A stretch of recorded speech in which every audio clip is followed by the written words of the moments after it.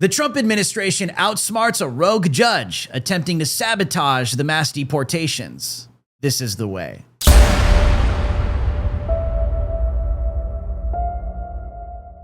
Trump administration utilizes a brilliant workaround to outwit Biden judge who tried to bar them from deporting certain illegal aliens. The Trump administration pulled off an incredibly creative move to humiliate an activist judge trying to stop them from deporting dangerous illegal aliens. As Axios reported, Team Trump revealed on Wednesday how they managed to avoid violating a federal judge's restraining order, barring them from deporting certain illegals. U.S. District Court Judge Brian E. Murphy, a Biden appointee, ordered the Trump administration to ensure that people with final removal orders have a chance to argue that deportation to a country other than their own could jeopardize their safety. The Trump administration, though, exploited a loophole in the ruling and deported several illegal aliens anyway.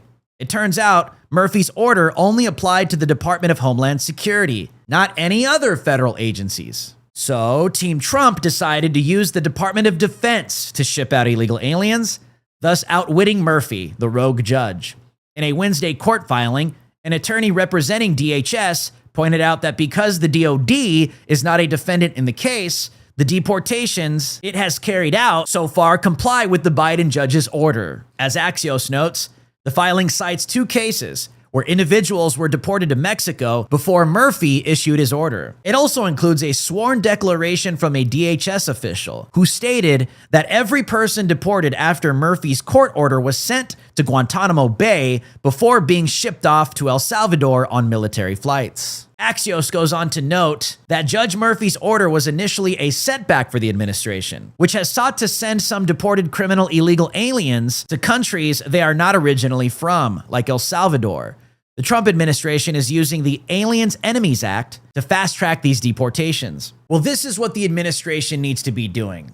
Holding the line, staying creative, getting rid of illegal aliens. President Trump also signed a series of executive orders recently on school discipline policies, revoking racist Obama-Biden DEI guidance to discipline students based on skin color. President Trump signed an executive order on Wednesday revoking an anti-white racist Obama-Biden-era school discipline guidance that was issued by the DOJ and Department of Education in January 2014. In 2014, a letter from the DOJ and DOE threatened schools that if they discipline certain racial groups at a higher rate than others, they could be found in violation of civil rights law and jeopardize their federal funding. Next, sir, we have an executive order on school discipline policies. Under, I believe it was the Biden administration, first Obama and then Biden, the Department of Justice issued guidance that made it almost impossible for schools to enforce adequate disciplinary policies. This created issues in the classroom for teachers and students alike. Basically, they focused on CRT and sort of diversity ideology instead of actually just enforcing the rules in classrooms to ensure a safe learning environment. This executive order revokes that prior guidance and puts us back in a place where hopefully the Department of Education can focus on education and teachers can focus on teaching in a safe environment. And this was important for you, Linda, as I understand it.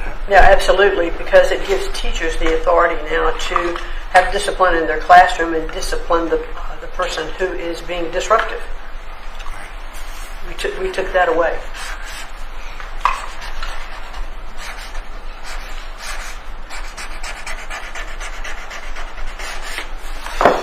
Okay. Make America disciplined again. This is why creating protected classes is destructive and dangerous, because you create a class of people that feel invincible. No, they will never be held accountable, and they will become dangerous as a result, especially if you are teaching kids this at a young age and they grow up into it as a society. President Trump also signed an executive order to ensure colleges and universities prioritize and focus on higher quality education rather than discrimination and ideological overreach. University accreditation is currently a process controlled by a number of third-party organizations. That's by statute, by law.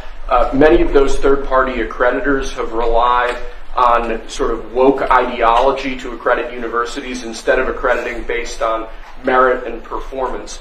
This executive order affects a number of changes to the university accreditation process, also applies to law schools and other sort of graduate programs.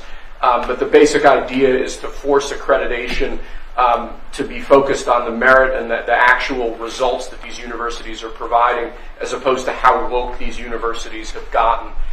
So we're setting up new accreditation pathways. We're charging the Department of Education to really look holistically at this accreditation mess and hopefully make it much better. Will we look into the past people that they've taken? For instance, I hear all about certain great schools, and then we read where they're going to teach people basic math that we can all do very easily, but they can't do. They're going to the top school, and they come out with a program of teaching basic math to somebody that got into a Harvard or a Princeton or a Yale. Is that part of this? When universities are not performing appropriately, whether that's in admissions or whether that's in their actual instructional activities, that's certainly something that accreditors should be considering, that right now we believe they're not doing a good enough job of, and I think Secretary McMahon could probably speak to that better than I could. So they're allowing people into school that can't do math, and yet kids who've worked really hard and number one in their class in a high school someplace in New Jersey or in Mississippi, they can't get into the best schools. What is that all about? Yeah, and I think that gets to your policy, sir, of meritocracy, that we should be looking at those who have real merit to get in, and we have to look harder at those universities that aren't enforcing that. Okay, thank you. And this pretty much does it, right? Yes, sir. Thank you.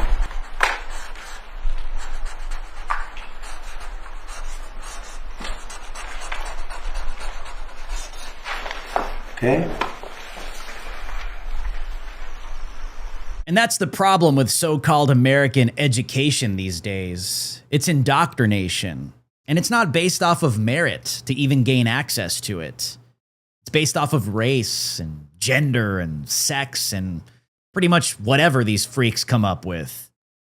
We need to get back to a place where the United States of America is merit-based. Cancer, acne rosacea, multiple sclerosis, and rheumatoid arthritis are 4 different diseases in 4 different areas of medicine. What if they can all be treated with parasite medication, and that turns out for these diseases to be true? What if I told you that if you had a pet or ate sushi, you are more likely to have parasites? This means that a lot of our ailments that we experience every day are caused not by environmental issues, but by parasites as well. This is something Big Pharma does not want you to know about. I know many of us check off many of these boxes. This is why Purge is offering their new Liver Cleanse products for all of you out there that need to clear those toxins out once and for all. PurgeStore.com offers everything you need to cleanse and detox your body. Powerful enzymes and probiotics, 15-day colon cleanse protocols, liver cleanse, and of course, the parasite cleanse. Right now, if you go to PurgeStore.com and use promo code DREW, that's DREW, you will get 20% off your entire order. Use the link in the description below, PurgeStore.com, and support the Gateway Pundit today. The Gateway Pundit is supported by the people, we the people, that is you, the American people. We thank you for your support. President Trump also signed an executive order addressing this DEI mindset in the federal government. Sir, we have an executive order on disparate impact theory. This is a theory that underlies a lot of the modern DEI and CRT-driven diversity culture. The basic idea here is instructing your departments and agencies to no longer rely on disparate impact theory as they're regulating, as they're issuing guidance, as they're making rules. We want to focus on results. We want to focus on actual fairness. We want to focus on merit, not things like disparate impact theory and the whole sort of diversity, equity, and inclusion cult. It's getting out of that, huh? Yes, sir. After being in that jungle for a long time.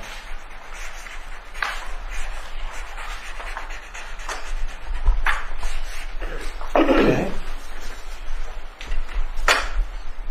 DEI cult. That's exactly what it is. If you don't check all the woke boxes, you don't get in. That's exactly why we have all of these low IQ DEI hires and everything is collapsing. President Trump also had a touching moment with multiple wounded veterans in the Oval Office, expressing their hearts and their minds. Take a look. I'd like to say it was an honor honored to serve. You are worth it. This country's worth it. It's because of what Christ paid for. Thank you. And we have a spirit that people haven't seen in many years, at least 5. They haven't seen. I think even then, because we've been through so much for the last 4 years together, it was so bad. It was so bad what they've done to the borders, what they've done all over the place, and it's really an honor to be with you, all of you. Incredible. Mr. President, we're very happy with the energy that this administration is bringing, and it's an administration that does what it promises, and so we're behind you. We believe in you, and I think we all love you. We're going to speak for everybody. Thank you very much, and I'm going to get you a better hat. Say a better hat. That's a good one. That was the original. It was. That means he was there. I've been wearing it before it was cool. That's right. That's an early one. We'll save that one though, right? Yes, Mr. President. Thank you. Anybody, please? I'd like to say. Yeah. Oh, go ahead. Well, I was just going to say thank you for loving America, sir. Thank you very Thank much. you so much. Very nice. Thank you very much. True. See, this is what the American people wanted. It's simple. A president that puts the American people first. A commander-in-chief that puts our veterans first. My name is Drew Hernandez for the Gateway Pundit, and you have been on Watch with Drew Hernandez. I'll see you guys on the next one.